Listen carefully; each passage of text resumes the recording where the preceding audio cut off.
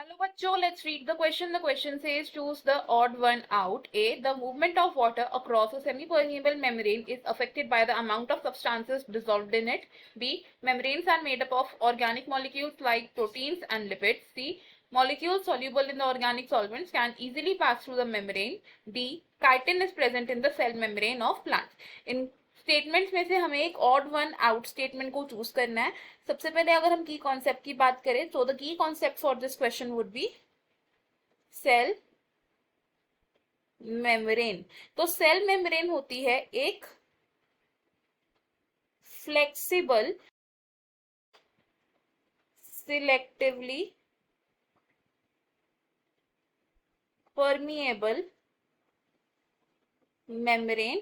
और इस selectively permeable membrane का मतलब क्या है? ये है वो सेमी परमिएबल मेम्ब्रेन जो कुछ ही सब्सटेंसेस की मूवमेंट को अलाउ करता है into the cell. It allows entry of only specific molecules या फिर सब्सटेंसेस इनसाइड द सेल। अब जो सेल मेम्ब्रेन है ये सभी सेल्स में प्रेजेंट होती है। इसका कॉम्पोजिशन क्या होता है? It is made up of organic molecules जैसे कि lipids and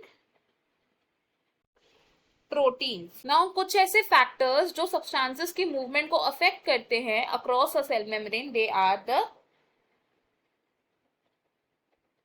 solubility of molecules in organic solvents जैसे कि लिपिड्स। तो जो मॉलिक्यूल्स मोर सॉल्यूबल होते हैं इन दीज ऑर्गेनिक सॉल्वेंट्स, इनकी मूवमेंट होती है faster movement across the cell membrane. And जो मॉलिक्यूल्स लेस सॉल्यूबल होते हैं इन द ऑर्गेनिक सॉल्वेंट्स, इनकी होती है slower movement across the cell membrane. इस सेल मेम्ब्रेन से अगर वाटर मॉलिक्यूल्स पास कर रहे हैं, वाटर मॉलिक्यूल्स अगर पास कर रहे हैं तो उस प्रोसेस को हम बोलते हैं ऑस्मोसिस। जब वाटर मॉलिक्यूल्स पास करते हैं across the semi permeable membrane from higher to lower concentration, and ये जो रेट ऑफ ऑस्मोसिस है ये डिपेंड करता है upon the amount of solutes dissolved in it।